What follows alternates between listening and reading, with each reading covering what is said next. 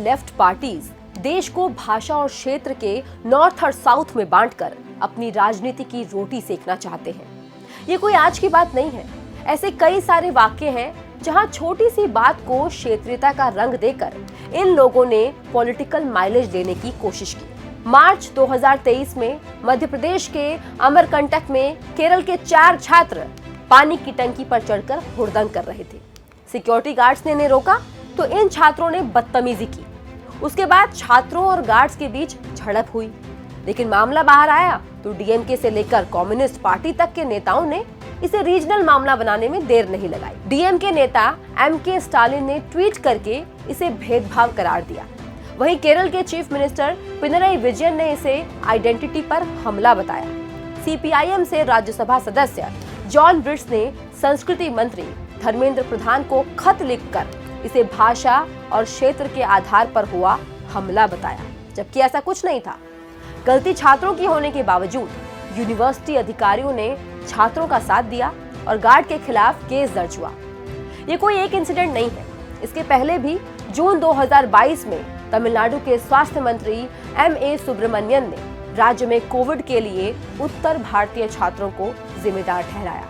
फरवरी 2022 में लोकसभा में अपने भाषण के दौरान डीएमके सांसद डीएनवी सेंथिल कुमार ने नॉर्थ इंडियन स्टेट्स को गोमूत्र स्टेट कहा। वो नेशनल एजुकेशन पॉलिसी पर बात कर रहे थे। मई 2022 में तमिलनाडु के हेल्थ मिनिस्टर पलाईनिवेल थियागराजन ने एक इंटरव्यू में उत्तर भारतीयों की समझ का मजाक बनाया।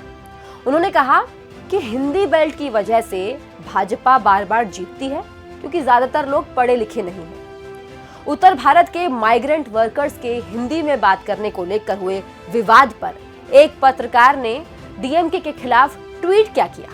थियागराजन ने उन्हें ऑनलाइन ही बुरी तरह धमकाया। शायद नॉर्थ साउथ के डिवाइड पॉलिसी पर विरोध डीएमके को रास नहीं आया।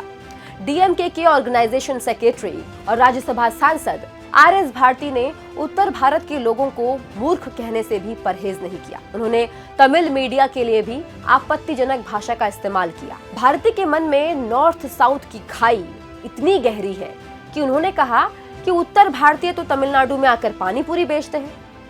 अब आ जाते हैं डीएमके सांसद कनिमोई पे।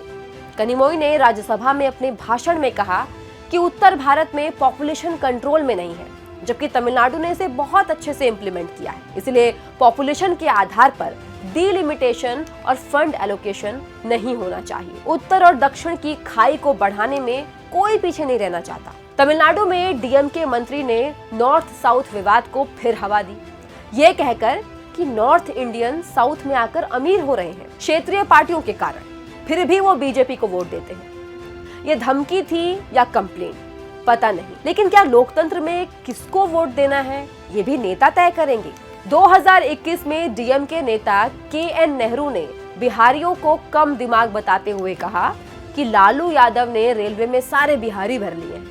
वो बात अलग है कि दोनों अब महागठबंधन में एक साथ हैं और वही लालू यादव अब शायद बुद्धिमान हो गए हैं। डीएमके सीनियर लीडर टीकेएस एलनगांव ने भाषा के आधार पर नफरत फैलाई। उन्होंने हिंदी बोलने वालों को बैकवर्ड कहा और कहा कि हिंदी शूद्रों की भाषा है और सिर्फ पिछड़े राज्यों में बोली जाती है। 2021 में चुनाव प्रचार के दौरान डीएमके लीडर एमके स्टालिन ने नई कंट्रोवर्सी पैदा की।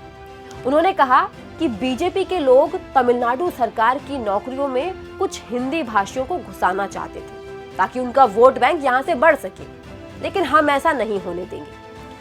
डीएमके एमपी दयानिधि मारन ने तो यहां तक कह दिया था कि हिंदी बोलने वालों को मजदूरी करनी पड़ती है, जबकि हम लोग जो अंग्रेजी और तमिल बोलते हैं हमें तो हर जगह बड़ी नौकरियां मिलती हैं।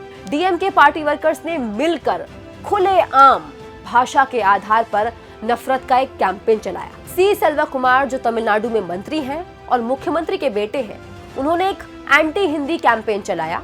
हिंदी थोरियाटू पोड़ा नाम का तमिल प्राइड के नाम पर चलाए जाने वाला ये कैंपेन दरअसल हिंदी को नीचा दिखाने और भाषा के आधार पर राजनीति का प्रोपेगेंडा था, जिसमें कनिमोई ने भी हिस्सा लिया था।